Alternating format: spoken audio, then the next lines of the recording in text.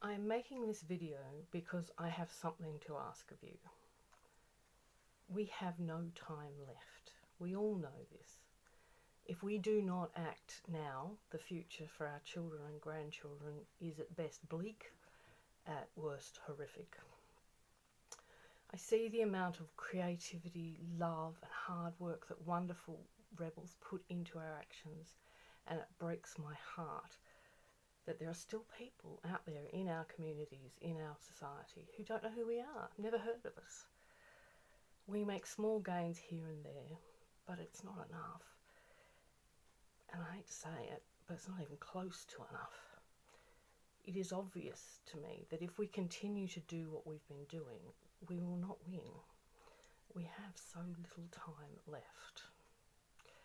The Murdoch-Morrison government is a powerful enemy. We must be powerful in our response.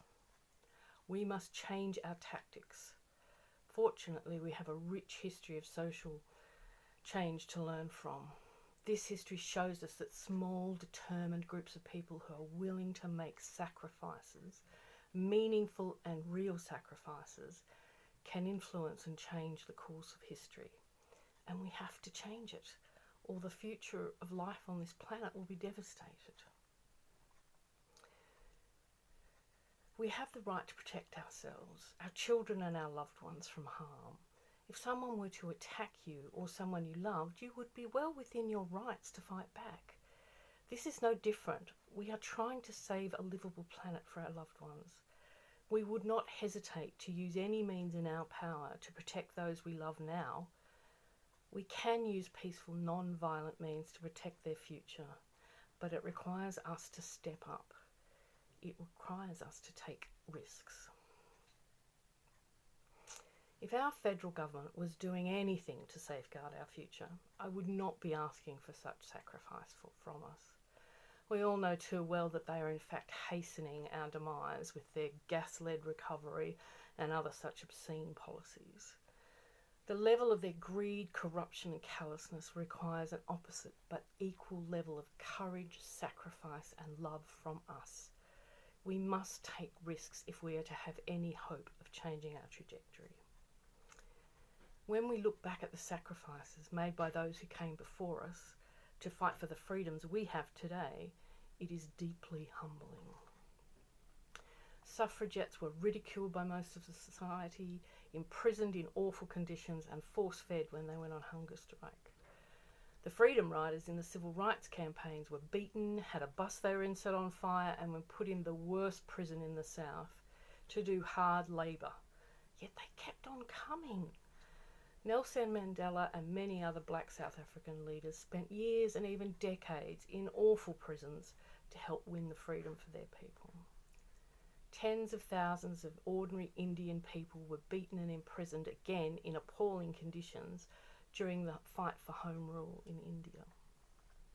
Our nation was defended by ordinary folks like you and I, our grandparents, our forebears, brave people who suffered horribly and gave life and limb and sanity to protect our nation and us, their descendants.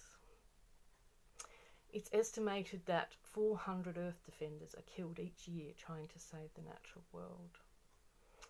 I've been asking myself why. Why did these ordinary people risk so much? They were not certain of success. They did not seem to care about their future prospects for careers, study or travel. They didn't seem to care about their reputation or having a criminal record. They did not let the risk of injury or even death stop them from engaging in their fights. There is only one thing I can think of that unites all these incredible acts of sacrifice. They did it because it was the right thing to do. They did it because to not do it was wrong. We are currently confronted by the greatest crisis humanity has ever faced, the continued existence of not only us, but perhaps a livable world for life itself. What sacrifice is worth making for this? I'm not asking you to be imprisoned for years or decades to fight the fossil fuel economy. I'm not asking you to do hard labour or be beaten to save our biodiversity. I'm not asking you to battle in mud-filled trenches and risk your life for the future. I'm not asking you to give up your life for your children and grandchildren.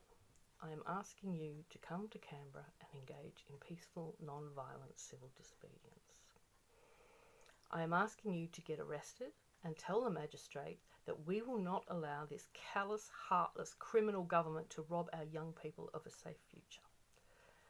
I am asking you to tell the court that they need to let you go because what you are doing is right, or they need to lock you up. And if they let you go, I am asking you to go right back out there and do it again until they do lock you up. Currently, we can do this by refusing to sign bail and leave prison when it suits us. As the crisis unfurls, we may not have this luxury. I am asking you to do this because it's what I'm going to do. But we will not be alone. We are doing this because it's right. We are doing this because we are running out of time. We are doing this because if we do it, more will join us when they see that it can be done. We are doing this because it involves a sacrifice. Not big sacrifices like those who came before us, but enough of a sacrifice to make a start. We are sacrificing 2 weeks of our lives in a warm, comfortable prison. Yes, prisons can be dangerous places. Yes, there is risk. But without risk, there is no sacrifice. If 20 of us make this sacrifice, will it make a difference? 60, 100, 200? I don't know. I do know that if we are brave enough, willing to sacrifice enough, we will reach a number that cannot be ignored. There will be enough innocent, peaceful protesters who show their commitment, courage and love so undeniably and so powerfully that it will force change, if there are enough of us. I want you to ask yourself, what are you willing to sacrifice for the future? You are the only one who can decide if you can make this sacrifice. Not everyone can go to prison.